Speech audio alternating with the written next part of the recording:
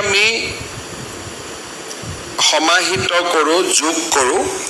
তেতিয়াহ'লে আমাৰ চৰকাৰৰ কাৰ্যকালত আমি এই মুহূৰ্তলৈকে 1,20,840টা নিযুক্তি দিবলৈ আমি সক্ষম হৈছোঁ অৰ্থাৎ 2021 চনৰ পৰা 1,20,000 যুৱক যুৱতীয়ে চৰকাৰী চাকৰি পাবলৈ সক্ষম হৈছে অহা 10 অক্টোবৰ তাৰিখে আমি ৰাজ্যত একেলগে আৰু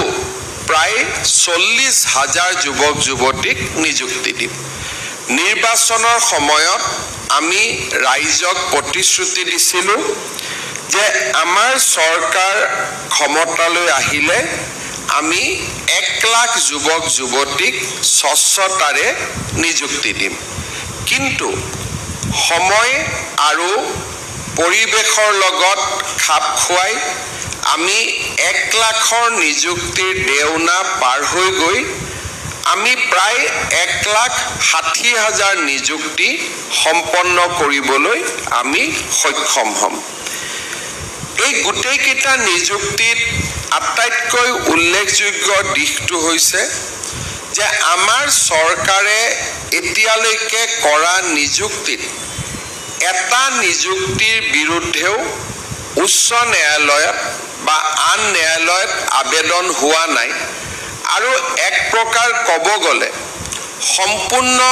ন্যায় আৰু স্বচ্ছতাৰ ভিত্তিত আমি নিযুক্তি কৰাৰ বাবেই কোনো যুৱক যুৱতীয়ে নিজকে বঞ্চিত অনুভৱ কৰা নাই আৰু আদালতত যোৱাৰো তেওঁলোকে পোষকতা কৰা নাই অৰ্থাৎ চাকৰি পোৱাজনেও স্বচ্ছতাৰ ওপৰত আস্থা ৰাখিছে আৰু চাকৰি নোপোৱাজনেও চৰকাৰৰ ওপৰত বিশ্বাস ৰাখিছে যে যিগৰাকীয়ে চাকৰি পাইছে মোতকৈ তেওঁলোক অধিক যোগ্য মই এইবাৰ নাপালোঁ অহাবাৰ মই তাৰ কাৰণে প্ৰচেষ্টা কৰিম এনে ধৰণৰ পৰিৱেশ আমাৰ ৰাজ্যত কেতিয়াও দেখা পোৱা নগৈছিল কোনোবা এটা নিযুক্তি দিবলৈ হাতত লোৱাৰ লগে লগে বহু গোচৰ আৰু ৰিজাল্টৰ পিছত হোৱা বিতৰ্কই আমাৰ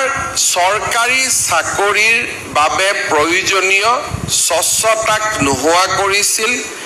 যুৱক যুৱতীৰ মাজত সন্দেহ আৰু অবিশ্বাসৰ বীজ ৰোপণ হৈছিল আৰু বাৰে বাৰে হোৱা আদালতত গোচৰ প্ৰক্ৰিয়াৰ বাবে চৰকাৰী নিযুক্তিৰ এক প্ৰকাৰ সীমিত সংখ্যকহে সম্ভৱ হৈছিল আমি যদি আগৰ কাৰ্যকালসমূহ চাওঁ কোনোবা এটা চৰকাৰে 5 বছৰত অতি বেছি 10ৰ পৰা 15,000 যুৱক যুৱতীক নিযুক্তি দিবলৈ সক্ষম হৈছিল কিন্তু আজি আমি স্বচ্ছতাৰ পথেৰে খোজ কাঢ়াৰ কাৰণে আমাৰ ৰাজ্যত 1,60,000 নিযুক্তি আমি 10 অক্টোবৰৰ ভিতৰত সম্পন্ন কৰিবলৈ সক্ষম হ'ম ইয়াৰ ফলত আমাৰ ৰাজ্যৰ চৰকাৰী চাকৰিৰ প্ৰতি যুৱক যুৱতীৰ আস্থা বাঢ়িছে আৰু সকলোৱে এটা কথা বুজি উঠি My parents used to go for the FDs in the banks and all and they would get the physical receipts but in the লাগিব ইয়াৰ ফলত আমাৰ ৰাজ্যত শিক্ষাৰো এটা সুন্দৰ পৰিৱেশ নিৰ্মাণ হৈছে আৰু আজি আমি ৰাজ্যত দেখা পাইছোঁ যে আমাৰ শিক্ষা বিভাগৰ প্ৰতিটো মানদণ্ডতে আমি সুন্দৰ ফলাফল কৰিবলৈ সক্ষম হৈছোঁ